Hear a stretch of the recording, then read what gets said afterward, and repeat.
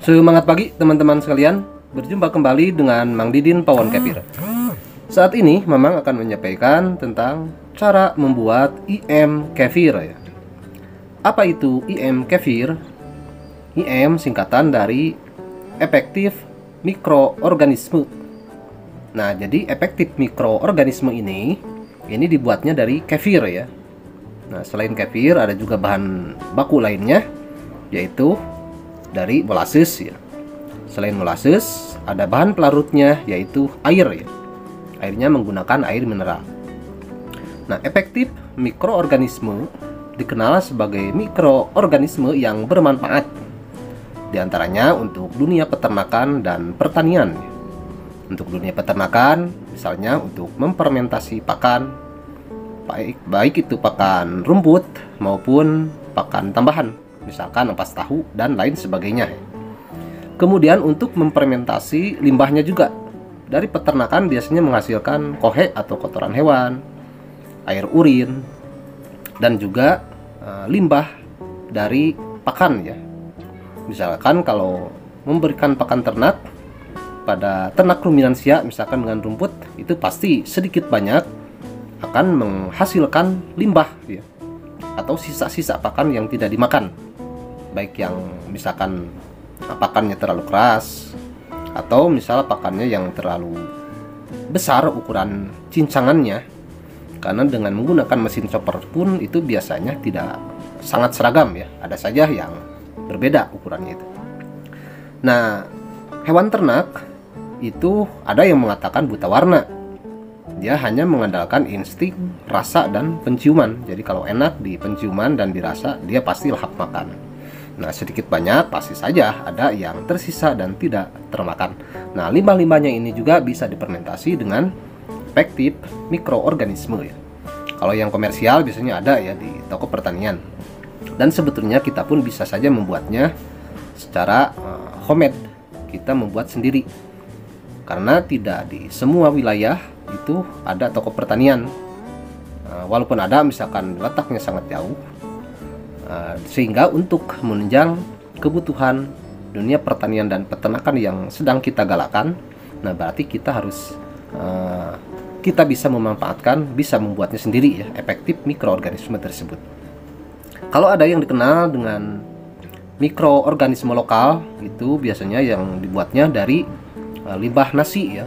Itu pun sudah Mamang sampaikan bagaimana cara membuat mikroorganisme lokal atau mol dari limbah nasi. Silakan dibuka saja konten YouTube-nya, di konten yang lain ada di playlist tani ternak, di situ ada cara membuat mol ya. Atau ada juga yang lain efektif mikroorganisme, misalkan IM4 ya, itu sangat terkenal sekali, ada di toko pertanian. Itu berarti efektif mikroorganismenya ada 4 jenis strain bakteri baik.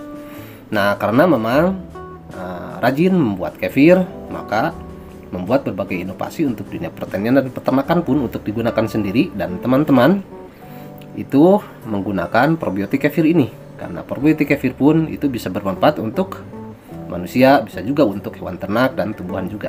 Nah, ini diantaranya efektif mikroorganisme yang terbuat dari kefir ya.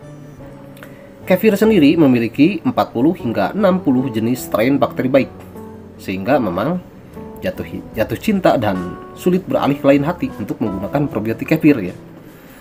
Baik untuk Mamang sendiri, keluarga, sahabat, kerabat, dan juga hewan ternak, juga tanaman. Nah, ini diantaranya Mamang buat untuk kambing perah dan tanaman juga ya. Sudah Mamang aplikasikan ini untuk membuat fermentasi yang sudah tadi Mamang sebutkan ya. Nah, sekarang akan Mamang sampaikan saja bagaimana sebetulnya cara membuatnya. Efektif mikroorganisme kefir ini. Jadi efektif mikroorganisme kefir ini membuatnya membutuhkan 3 bahan. Yang pertama adalah susu kefir ya. Ini contohnya susu kefirnya. Jadi kefirnya boleh menggunakan kefir susu kambing, boleh juga menggunakan kefir susu sapi, atau kalau mau yang lebih ringan bisa menggunakan kefir whey ya, atau kefir bening ya. Kenapa disebut lebih ringan? Nah, ini hasilnya contohnya. Dengan menggunakan kefir whey atau kefir bening, nampak warnanya itu lebih ringan ya, atau lebih kinclong, lebih bening ya. Nah, selain dari susu kefir, bahan yang kedua yaitu air mineral ya. Upayakan menggunakan air mineralnya itu yang tidak menggunakan zat kimia untuk penjernih atau untuk antimikroba ya. Kalau bisa menggunakan air pegunungan, air sumur yang tidak menggunakan bahan penjernih termaksud ya. Kemudian bahan yang ketiga yaitu molasses. Jadi memang hanya menggunakan 3 bahan saja supaya tidak ribet. Praktis, cepat, dan tidak ribet. Nah, ketiga bahan ini kita fermentasikan. Volumenya susu kefirnya atau kefir whey, kefir bening yang mau pergunakan itu sebanyak 10-20% dari air ya. Misalkan kita menggunakan air 10 liter ya. Jadi air 10 liter berarti menggunakan kefir whey-nya sebanyak 10%-nya yaitu 1 liter. Maksimal sekali di 20% atau 2 liter. Kalau mau lebih cepat proses fermentasinya berarti gunakan 20% atau 2 liter. Kalau mau standar normal gunakan di 10% atau 1 liter ya. Nah, kemudian yang ketiga molassesnya. Nah, ini molasses tampak kental ya, tetes tebu. Nah, ini kelihatan kental. Tetes tebunya sebanyak 1% dari air. Jadi kalau air 10 liter berarti 1%-nya dari 10 liter 10.000 ml dikali 1% berarti 100 ml ya. Tambang ulangi kembali untuk kefirnya sebanyak 1-2 liter, kemudian airnya sebanyak 10 liter dan molassesnya sebanyak 100 ml ya. Nah, ketiga bahan kita campurkan di dalam toples fermentasi atau tabung fermentasi. Boleh juga menggunakan tabung bekas air mineral atau galon ya, galon bekas air mineral yang kapasitas 15-20 liter. Jadi jangan diisi sampai penuh. Kalau bahan baku ini ketiganya berarti totalnya ada di 11 liter ya. 11,2 liter. Nah, jangan menggunakan bahan yang pas-pasan atau wadah yang pas-pasan. Gunakan wadah yang lebih besar. Nah, bisa menggunakan galon bekas air mineral yang kapasitas 15-20 liter supaya ada rongga udara di atasnya. Jadi nanti ketika memfermentasi dan gasnya sangat kuat, itu tidak akan dengan lantas menyembur ketika dibuka. Jadi ketiga bahan ini kita masukkan di dalam tabung fermentasi yang kapasitas 15-20 liter, tutup rapat dan secara anaerob kita fermentasikan ya, tanpa udara, tanpa oksigen. Karena mikroba kefir, probiotik kefir ini bisa memfermentasi dalam kondisi tanpa oksigen atau anaerob. Nah, ini berapa lama kita fermentasikan? Nah, untuk fermentasi yang sangat singkat sekali bisa selama 3 hari ya. Jadi nanti selama 3 hari ini dia sudah sangat kuat sekali timbul gasnya. Berarti mikrobanya sudah sangat banyak di situ. Tandanya gas sudah sangat banyak. Nah, teman-teman bisa menyaksikan tayangan yang berikut ini. Ini contohnya yang sudah 3 hari ya. Nah, ini yang contoh yang sudah 3 hari difermentasikan, kemudian memang buka tutupnya kondisinya seperti ini. Silakan teman-teman disaksikan saja ya.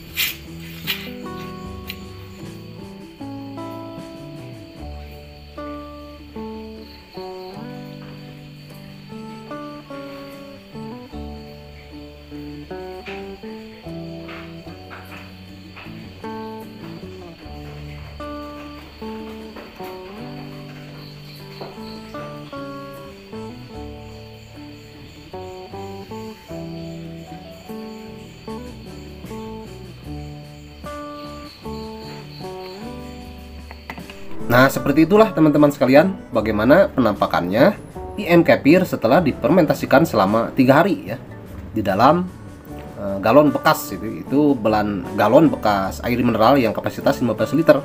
Hanya itu memang isi penuh. Jadi untuk pembuktian bahwa jika diisi penuh seperti itulah, jadi menyembur keluar kan, kalau nggak ditahan pasti meleduk itu keluar ya. Makanya untuk fermentasi teman-teman sampai bawah saja, jangan sampai atas ya. Jadi jangan sampai batas leher bawah ya. Jadi gunakan yang kapasitas lebih besar dari volume yang kita fermentasikan. Nah ini yang sudah Mamang bottling, Mamang pindahin ya. Jadi dari galon yang tadi sudah Mamang pindahkan ke botol yang ini. Nah ini contohnya. Sekarang kita coba buka, apakah masih meletup enggak? Nah masih ya, berisi gas tetapi lemah ya, gasnya tidak kuat. Nah setelah seperti tadi nampak ya, jadi gasnya sangat kuat, itu tandanya aktif probiotiknya memakan kadar gula yang ada di dalam larutan molasses itu ya, karena manis kan. Nah yang manis-manis pasti dihantam kan, dimakan oleh probiotik itu.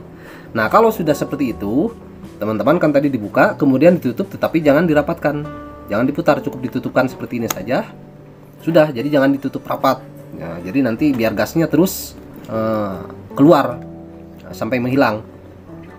Nah ditutupnya seperti ini, biarkan saja seperti itu. Kemudian supaya tidak ada lalat yang hinggap, karena kalau ada lalat hinggap ini enak aromanya, aroma tape. Nanti lalat hinggap bisa bertelur dan menjadi maggot nantinya masuk ke dalam. Nah ini bisa pakai pelindung, pakai plastik ditutup, kemudian diikat pakai karet. Nah, nanti kalau gasnya sudah terlalu kuat pasti akan keluar, karena karet itu kan elastis ya. Nah seperti itulah bagaimana cara membuat efektif mikroorganisme kefir ya.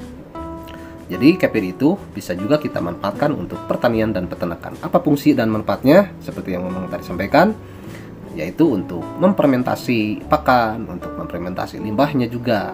Dan jelas ini akan menguntungkan kita sebagai petani dan peternak untuk bisa mendapatkan mikroorganisme yang berkualitas tetapi dengan cara yang mudah. Kalau misalkan jauh ke tempat pertanian ya, ke tempat toko-toko pertanian kalau yang ada di pelosok-pelosok. Seperti itulah teman-teman sekalian bagaimana cara membuatnya. Nah bagi teman-teman misalkan yang ingin membuatnya, bisa dengan menggunakan starternya itu, yaitu yang tadi mau sebutkan dengan susu kefir. Boleh dengan kefir susu kambing, kefir susu sapi, atau bisa juga dengan kefir whey. Nah ini sendiri nanti bisa saja dikulturkan lagi. Jadi kalau sudah terfermentasi matang, nah dia sudah kaya dengan mikroflora, dengan bakteri baik yang bisa dikulturkan. Nah, cara memfermentasinya, jadi ini bisa menjadi pengganti probiotik kefir yang tadi gunakan ya. Jadi nanti ini bisa dikulturkan terus dan terus menerus ya. Tetapi kalau misalkan ingin yang lebih efektif, sebaiknya digunakan sampai 10 kali saja pengkulturan itu. Nah nanti setelah 10 kali ganti lagi biangnya dengan menggunakan susu kefir yang baru. Dan demikian seterusnya. Demikianlah teman-teman yang bisa Mamang sampaikan saat ini. Semoga saja bisa bermanfaat, dan jika teman-teman berkenan silakan bisa klik like dan subscribe. Jangan lupa tekan juga tanda lonceng supaya ketika nanti Mamang share kembali, teman-teman bisa mendapatkan pemberitahuan secara otomatis. Terima kasih. Wassalamualaikum warahmatullahi wabarakatuh.